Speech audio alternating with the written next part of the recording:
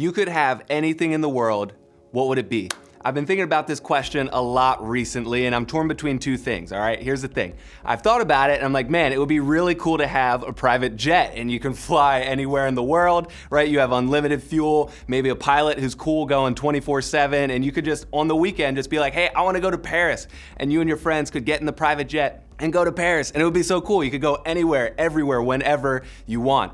So that's the first thing. I thought about it more, and I was like, hold on, unlimited chicken nuggets.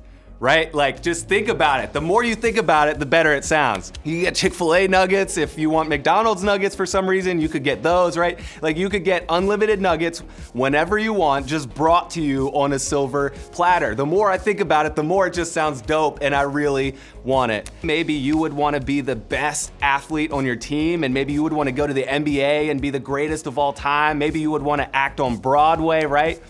Maybe you would just want $1 billion so you could buy whatever you want. Maybe you'd want a mansion. I don't know what it would be for you.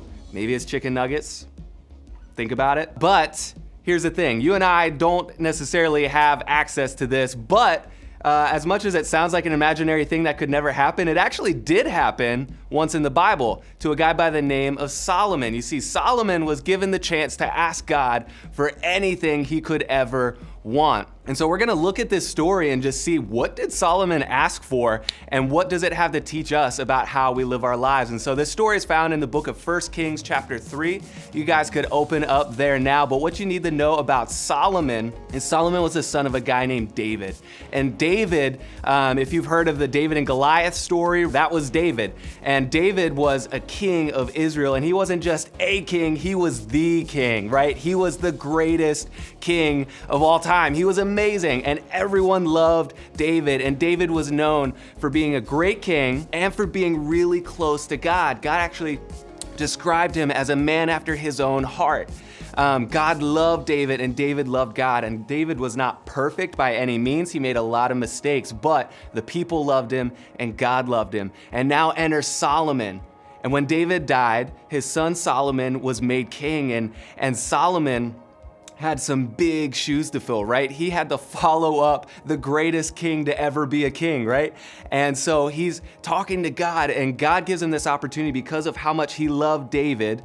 He gives Solomon this opportunity to ask for anything he could ever want. So let's look up in verse 9 and let's see what Solomon asked for. So in 1 Kings chapter 3, verse 9, Solomon responds and he says this: "Give me an understanding heart so that I can govern your people well and know the difference between right and wrong. For who by himself is able to govern the great people of yours?" So hold up there. Solomon could have asked for anything in the world. He could have asked for money. He could have asked for health, wealth, for love. He could have asked for people to adore him. He could have asked for the camel with the cup holders, right? He could have asked for anything. The newest version of carrier pigeon, because they didn't have phones back then, so they probably sent messages with pigeons and stuff like that, right? He could have asked for anything, right?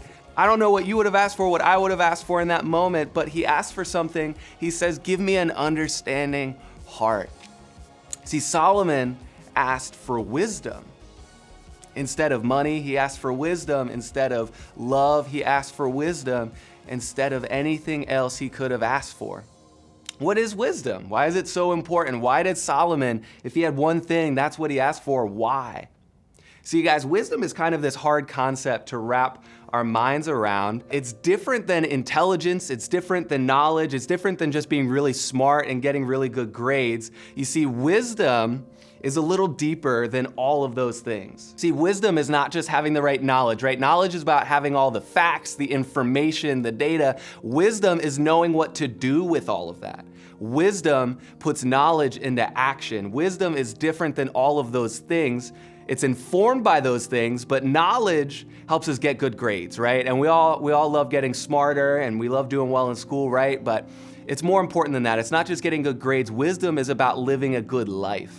And because wisdom is so important, it's dangerous. It's downright dangerous to live our lives without it, man. It's kind of like, I don't know if you've ever tried to put together like furniture before, and if you've ever tried to do it without the instruction manual, man, it is so frustrating. You wind up with extra parts, which is never a good sign because that means that you're missing something that's gonna hold the chair together or whatever, right? Like I have put together furniture and it has been so frustrating because I refuse to look at a manual. And sometimes we do this with life. When we choose not to live with wisdom, it's like trying to live life without the manual. And sometimes we get to the right place, but along the way, man, we have all this regret. We make all these mistakes and we get frustrated because we're trying to live life without the manual. That's why we need wisdom. That's why wisdom is so valuable. That's why it's priceless, is because it's our instruction manual for how to live life well. And Solomon understood that, and that's why he asked for it above anything else. So how do you and I get wisdom? How do we find this priceless wisdom? And here's the thing is it's not something that you can just buy.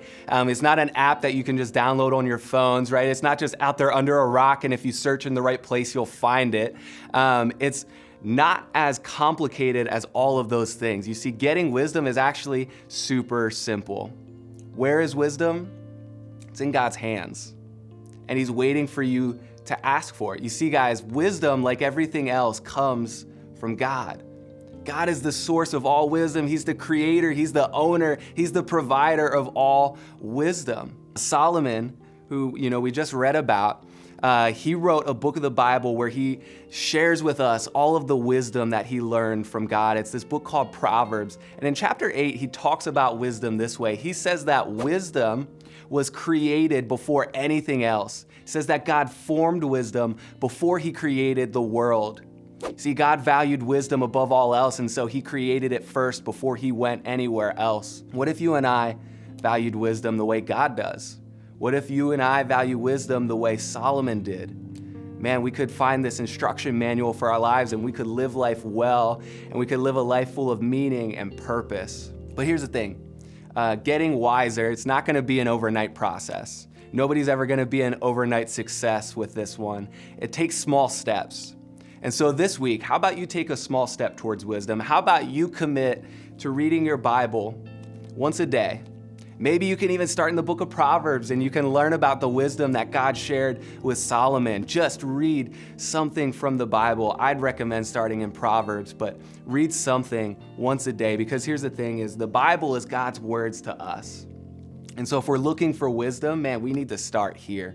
These are God's words to us. And if God's the source of all wisdom, man, we need to start here. And so this week, take a step towards wisdom and spend some time reading your Bible every day. Maybe commit with your group or commit with some friends to doing it together and see what God teaches you. See what you can learn about how to live life well. We love you, and we'll see you next week as we dive more into wisdom.